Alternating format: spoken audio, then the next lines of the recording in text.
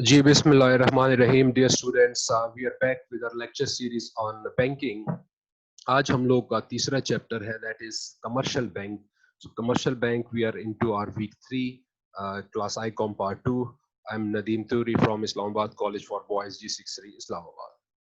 तो dear students, इससे पहले हम प्रीवियस दो चैप्टर पढ़ चुके हैं। पहला चैप्टर था बैंकिंग का origin and evolution of banking. Second chapter was central bank, जिसको हमने डिटेल में पढ़ा, उसके function, objective, role, monetary policy, ये सारी बातें हमने की। आज जो हम चैप्टर पढ़ेंगे बैंकिंग का, दैट इज कमर्शियल बैंक। हम कमर्शियल बैंक की बात करेंगे, इसके ऑब्जेक्टिव्स, इसके रोल, इसके फंक्शंस, ये सारी बातें हम लोग डिस्कस करेंगे इस चैप्टर में। तो हम फॉर्मली जाते हैं कमर्शियल बैंक की डेफिनेशन की तरफ। जैसे हमने प्रीवियस चैप्टर में सेंट्रल बैंक की बात की थी, तो central bank was institution that was dealing with the regulation of money supply in the economy. It had no profit motives, purely general interest में मुल्क की मफाद में काम कर रहा था। ओवरऑल बैंकिंग सिस्टम को जो कमर्शियल बैंक्स हैं उनको सुपरवाइज कर रहा था। कमर्शियल बैंक्स हैं, commercial banks can be both public, सरकारी हो सकते हैं, प्राइवेट हो सकते हैं। इनका मेन जो मोटिव होता है दैट इज प्रॉफिट मैक्सिमाइजेशन। ये प्रॉफिट के लिए काम करते हैं सारी ऑपरेशंस। कमर्शियल बैंक्स है क्या? Commercial banks are the institutions that perform banking functions. They receive deposits, advance loans, and create credit. Accepting deposit, receiving deposit means आप सब लोगों ने देखा होगा, आप कमर्शियल बैंक्स में जाते हैं, आप अपना पैसा जो आपके पास सेविंग्स होती है, जो आपकी ज़रूरत, जो आप एक्सपेंडिचर्स करते हैं, उसके बाद जो आपके पास पैसा बच जाता है, उसको आप एक प्रॉफिट के लिए, इंटरेस्ट के लिए, मुनाफे के लिए आप सेंट्रल बैंक, कमर्शियल बैंक के पास डिपॉजिट करवाते हैं। आपका पैसा भी सेफ रहता है और आपको एक रीजनेबल अमाउंट प्रॉफिट की मद में भी मिलता रहता है। वो हम डिटेल में डिस्कस करेंगे डिपॉजिट्स की कितनी टाइप्स हैं। इसी तरीके एडवांसिंग लोन। अब बैंक के पास जितना पैसा जाता है डिपॉजिट्स की फॉर्म में, वो बैंक अपने पास लॉकर्स में, सेव्स में नहीं रखती। वही पैसा वो आगे इंडिविजुअल्स को, डिफरेंट बिजनेस इंटरप्राइजेस को आगे लोन देता है, जिससे इन्वेस्टमेंट होती है मुल्क में और इस तरीके से आपके मुल्क में क्रेडिट क्रिएशन होती है। मेन प्रॉफिट की बात करें, जैसे हम लोगों ने सेंट्रल बैंक की बात की थी कि सेंट्रल बैंक का मेन जो प्रॉफिट मोटिव्स नहीं होते हैं, वो जनरल मुल्क में बैंकिंग सेक्टर का ऑपरेशन, सप्लाई ऑफ मनी को कंट्रोल करना, ये सब काम कर रहा था, लेकिन प्रॉफिट उसका काम नहीं है। दैट्स वाई उसके कस्टमर जनरल पब्लिक या बाकी इन्वेस्टर्स नहीं होते। उसके कस्टमर सिर्फ सेंट्रल बैंक की, गवर्नमेंट थी और कमर्शियल बैंक थी। जबकि कमर्शियल बैंक के जो मेन कस्टमर हैं वो है जनरल पब्लिक। जनरल पब्लिक के साथ वो काम करते हैं, उनको डिपॉजिट एक्सेप्ट करते हैं उनसे और उनको आगे जाके फिर लोन्स भी देते हैं और इस तरह की इकोनॉमी में सारी पैसे की सर्कुलेशन होती है। कमर्शियल बैंक को अगर हम फॉर्मली डिफाइन करें तो according to R P. Kent, an organization whose principal operations are concerned with the accumulation of temporarily idle money of the general public for the purpose of advancing to others for expenditure. अब यहाँ पे दो important बातें हैं। accumulation of temporarily idle money of general public, वो पैसा जो आम आवाम के पास आइडल पड़ा हुआ है, उसका कोई काम नहीं है, उनकी सेविंग्स है, तो वो सेविंग्स कमर्शियल बैंक्स इकट्ठी करता है थ्रू डिफरेंट इंसेंटिव्स, उनको प्रॉफिट देता है, उनको उनकी पैसे की सिक्योरिटी देता है। लोग क्या करते हैं, अपना एक्स्ट्रा पैसा बैंकों में सवेट जमा करवाते हैं और वो पैसा जब अक्यूमुलेट होता है, वो पैसा कमर्शियल बैंक्स एक बेटर प्रोडक्टिव पर्पस के लिए उन लोगों को देता है जिन लोगों ने पैसे को इस्तेमाल बिजनेस के लिए इस्तेमाल करना है, इन्वेस्टमेंट के लिए इस्तेमाल करना है या दूसरा कंज्यूमर गुड्स परचेज करने के लिए इस्तेमाल करना है। तो वो पैसा जो लोगों के पास एक्स्ट्रा होता है वो बैंक इकट्ठा करता है in the form of deposits. उन पे लोगों को इंटरेस्ट दिया जाता है और वही पैसा जो हम और आपने जमा करवाया बैंकों में, उसी पैसे को कमर्शियल बैंक्स आगे उन लोगों को देता है जिनको जरूरत होती है। मुख्तलिफ फॉर्म में जरूरत जनरल पब्लिक को भी होती है, मुख्तलिफ कंज्यूमर गुड्स के लिए, बिजनेस इंटरप्राइजेस को भी जरूरत होती है, इन्वेस्टर्स को भी जरूरत होती है। तो इस तरीके से पूरा पैसा इकोनॉमी में सर्कुलेट होता है। इसके साथ अगर हम बात करें कमर्शियल बैंक्स की, दो मेन डिफरेंशिएशन है। जैसे आपके सामने ये डायग्राम है, commercial banks is divided into two sub part, that is scheduled banks और नॉन शेड्यूल्ड बैंक। और शेड्यूल्ड बैंक फर्दर आगे into three categories, private sector banks, public sector banks और फॉरेन बैंक्स। अब शेड्यूल्ड बैंक और non scheduled bank में क्या difference है? Scheduled bank वो कमर्शियल बैंक्स हैं जो सेंट्रल बैंक के साथ रजिस्टर्ड होते हैं। वो कमर्शियल बैंक्स जो सेंट्रल बैंक के साथ रजिस्टर्ड होते हैं। इसका मतलब क्या है कि सेंट्रल बैंक की जितनी भी पॉलिसीज हैं, they are bound, scheduled banks are bound to follow those instructions। Monetary policy है, सुपरविजन है, उनको सारा रिकॉर्ड जान पड़ताल होती है। इसके बेनिफिट्स भी हैं जो आगे हम डिटेल में पढ़ेंगे। और नॉन शेड्यूल्ड बैंक्स वो होते हैं जो सेंट्रल बैंक के साथ रजिस्टर्ड नहीं होते हैं, that's why they are not bound to follow instructions of central. Private sector scheduled banks जैसे कि एचबीएल है, यूबीएल है, एपीएल है। पब्लिक सेक्टर कमर्शियल बैंक जैसे आपके सामने नेशनल बैंक है। और फॉरेन सेक्टर बैंक्स जो कमर्शियल बैंक्स हैं जैसे सिटी बैंक है, दुबई इस्लामिक बैंक है, आपके स्टैंडर्ड चार्टर्ड बैंक है, ये सब आपके प्राइवेट सेक्टर कमर्शियल बैंक्स आते हैं। अब नेक्स्ट स्लाइड की तरफ हम लोग जाते हैं जिसमें हम लोग difference between schedule and non schedule bank को डिटेल में पढ़ेंगे। आपके सामने दोनों बैंकों का डिफरेंस सामने है चार्ट में, तो हम पॉइंट बाय पॉइंट इनको डिस्कस करते हैं।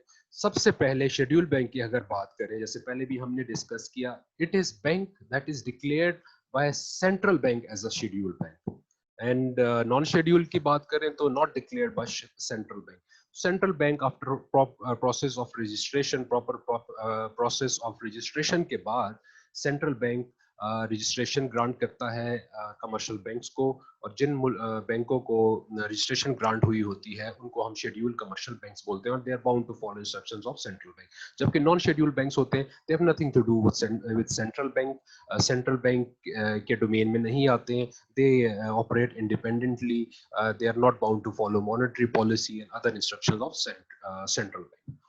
सेकेंड पॉइंट की अगर हम बात करें, members of central bank, it is member of central bank and acts upon the instructions of central bank. इससे पहले भी डिस्कस किया, it is registered with the central bank and it is a member of central bank and follow instructions of central bank.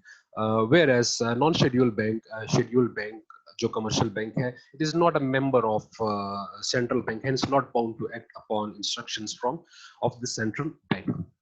तीसरे point की अगर हम cash reserve ratio की बात करें, जो प्रीवियस चैप्टर में भी हमने बात की, टोटल डिपॉजिट का एक खास परसेंटेज होता है जो कमर्शियल बैंक में सेंट्रल बैंक के पास कैश फॉर्म में सबमिट करवाना होता है। तो शेड्यूल बैंक की अगर हम बात करें, because it is registered with the central bank, it is member, so it has to follow instructions policies of central bank, it is bound to keep a minimum cash reserve with the central bank, and in Pakistan it is 20% of the total deposits। Non scheduled bank की अगर हम बात करें, it is not member of central bank, hence it is not restricted to keep cash reserve ratio with the central bank. Fourth point की बात करें तो central bank is the lender of last resort for such banks, it can avail financial help from central bank. As we discuss in our previous chapter के एक facility होती है central bank की तरफ से अपने कस्टमर की तरफ। सेंट्रल बैंक के कस्टमर कौन है? कमर्शियल बैंक्स और government. Lender of last resort यानी डूबके को तिनके का सहारा। जब कमर्शियल बैंक्स फाइनेंशियल क्रंच से गुजरते हैं, उनकी फाइनेंशियल हालत ठीक नहीं होती, उनके बैंक रिजर्व बहुत तेजी से मॉनेटरी रिजर्व गिर रहे होते हैं, तो they look up to central bank for help. तो in this case central bank can help such scheduled banks financially, और उनको उस मुश्किल सूरत हाल से निकालने में मदद दी जाती है। नॉन शेड्यूल बैंक की अगर हम बात करें, no such help is available for these banks. Next point is work according to monetary policy. जो मॉनेटरी पॉलिसी होगी कमर्शियल बैंक्स उस पे, शेड्यूल जो कमर्शियल बैंक है उस पे अमल करता है, whereas non schedule bank it is not bound to act upon monetary policy. It is entitled to rediscount bill of exchange from commercial bank. In simple words, it can get loan facility from central bank। जैसे हमने देखा कि central bank commercial banks को loan facility देता है, bank rate जो भी होता है उस पे उनको लोन देता है। whereas non scheduled bank they are not entitled for such facility, that is rediscounting bill of exchange facility इनके लिए नहीं है। Schedule banks because they are registered, एक बैंकिंग सेक्टर में है, प्रॉपर ऑपरेट कर रहे हैं, hence they are allowed to do business with the foreign banks. whereas non-scheduled banks, they are not allowed to do business. Its accounts and other activities are inspected by the central banks because central bank के साथ register है, उनके domain में है, उनके supervisory list में है. That's why उनके जितने भी accounts हैं commercial banks हैं जो schedule हैं, उनकी other activities है, बाकी activities हैं, वो क्या कर रहे हैं, they all are inspected by the central bank from time to time.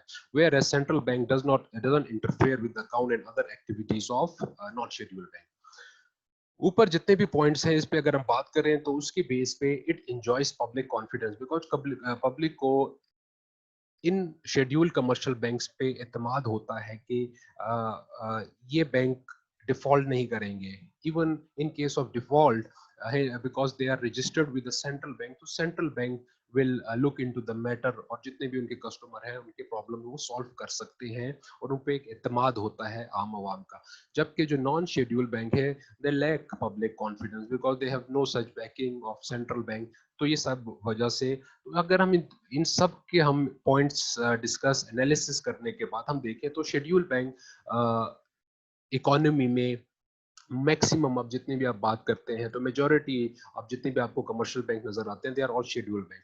Few like Bolan bank, like Khyber bank, like Sindh bank, ये सूबों ने प्रोविंसेस ने अपनी जरूरत के मुताबिक इस्टेब्लिश किए होते हैं तो इनके साथ आपके सेंट्रल बैंक का कोई रोल नहीं होता. इसके साथ हम नेक्स्ट पॉइंट की अगर हम बात करें इसके साथ अगर हम नेक्स्ट पॉइंट की बात करें तो शेड्यूल बैंक, जो शेड्यूल बैंक है और non schedule bank, let's say एक नॉन शेड्यूल बैंक है वो अपने आप को कन्वर्ट करना चाह रहा है इनटू शेड्यूल बैंक, तो व्हाट इज द प्रोसेस? इसका प्रोसेस ये है कि central bank can convert a non-scheduled bank into a scheduled bank if requested by the non-scheduled bank provided it fulfills all the requirements. Now what are all these requirements? Along with an application, such bank is asked to submit the following documents: memorandum of association, पहले chapter में भी हम पढ़ चुके हैं, article of association and audited annual report. अब ये तीनों चीजें प्रोवाइड करने के बाद एक high level official committee central bank की बैठती है और वो इन सब डॉक्यूमेंट्स को एनालाइज करती है. If all is good then registration is granted to such non scheduled bank, जो उसके बाद शेड्यूल बैंक बन जाता है और उसके बाद जिस तरह शेड्यूल बैंक ऑपरेट करता है इकोनॉमी में वो भी ऑपरेट करता है. इसके बाद अगर हम फंक्शंस की बात करें सेंट्रल कमर्शियल बैंक की तो दो फंक्शंस हैं आपके मेन, प्राइमरी फंक्शंस और सेकेंडरी फंक्शंस. प्राइमरी फंक्शंस जो है main that is receiving deposits और एडवांसिंग लोन्स. अगर सेकेंडरी फंक्शंस की हम बात करते हैं तो it is transfer of money, safe custody of valuables, sale and purchase of securities, advisory services, agency services and letter of credit. अब हम इन सब पॉइंट्स को बारी बारी डिटेल में डिस्कस करते हैं. सबसे पहले प्राइमरी फंक्शंस में रिसीविंग डिपॉजिट्स.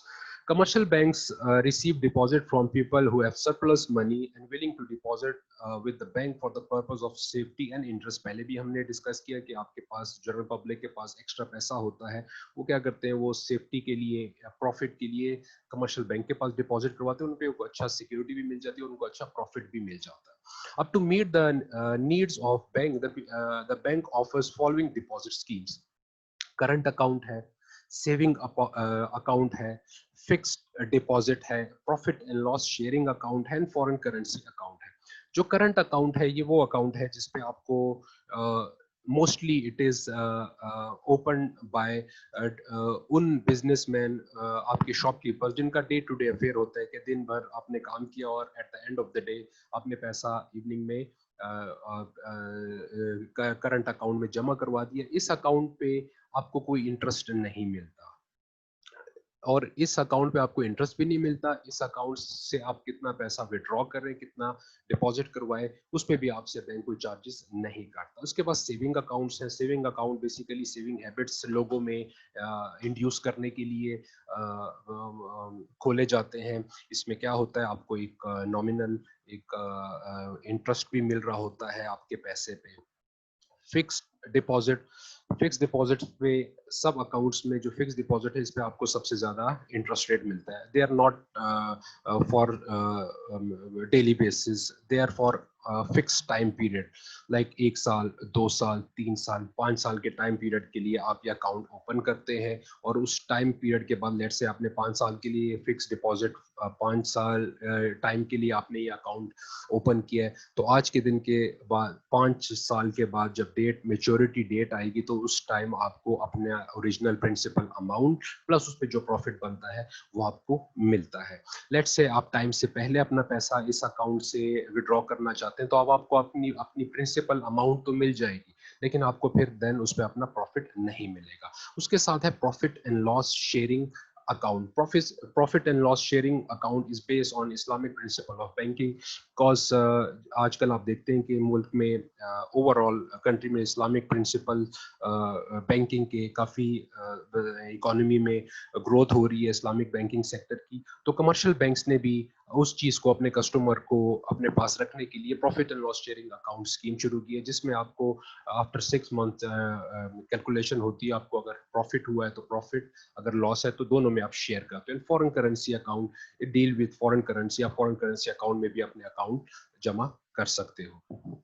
उसके साथ है advancing loan facility. Commercial bank receive money to lend, they do not keep deposited money in their safes, they advance this money to people who need it for trade and industry. There are different types of loan: call or demand loan. These are the loans which a bank can demand at any time when it needs. Such loans is usually given to people having sound financial background.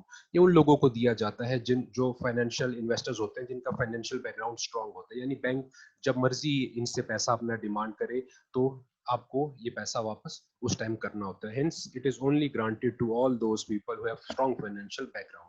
उसके साथ है short term loan. Short term loan is that is advanced for the period of 30 to 90 days, and long term loan, it is advanced for the period of 6 months or more.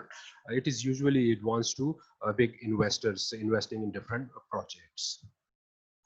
General functions की अगर हम बात करें, transfer of money, आप सबका experience होगा, आप एक शहर से दूसरे शहर, एक अकाउंट से दूसरे अकाउंट, एक मुल्क से दूसरे मुल्क पैसा ट्रांसफर करते हैं, तो commercial bank provides you this facility.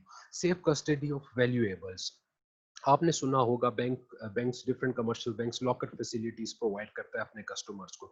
Locker facilities में आप अपने ज्वेलरी, आप अपने एक्सपेंसिव वॉचेस या डॉक्यूमेंट्स घर के और कोई इंपॉर्टेंट आपके वैल्यूएबल्स हैं, इंपॉर्टेंट चीज़ें हैं, आप उनको उन सेफ लॉकर्स में रख सकते हो। आपकी एक सेफ्टी रहती है। बैंक आपसे ईयरली उस पर इंश्योरेंस, उस पर कमीशन चार्जेस काट रहा होता है, लेकिन दे आर वेरी नॉमिनल, और नॉमिनल फीस में आपको एक अच्छी सिक्योरिटी फीचर मिल सकता है। Third one is sale and purchase of shares of the firm and securities of government. पहले भी हमने डिस्कस किया कि it also deals in sale and purchase of share of different firms and securities of the government.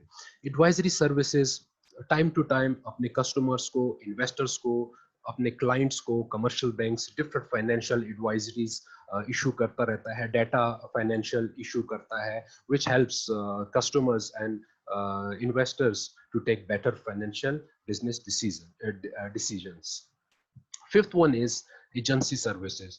आपने देखा होगा different housing schemes होती हैं, ज़कात डिडक्शंस होती हैं, आपके लिए ट्रैवल बुकिंग्स होती हैं, अपने कस्टमर के लिए डिफरेंट एजेंसी सर्विसेज भी प्रोवाइड कर रहा होता है।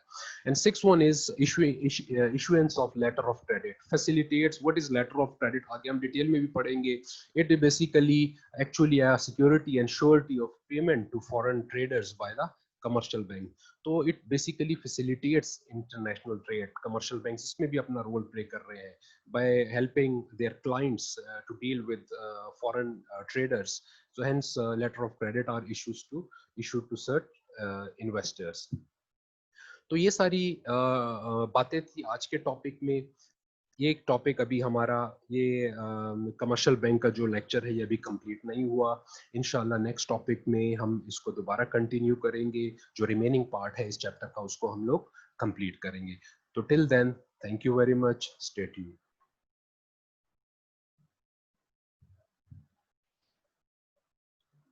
अल्लाह दी की कैसे ही रावली एंड ऑल मीटिंग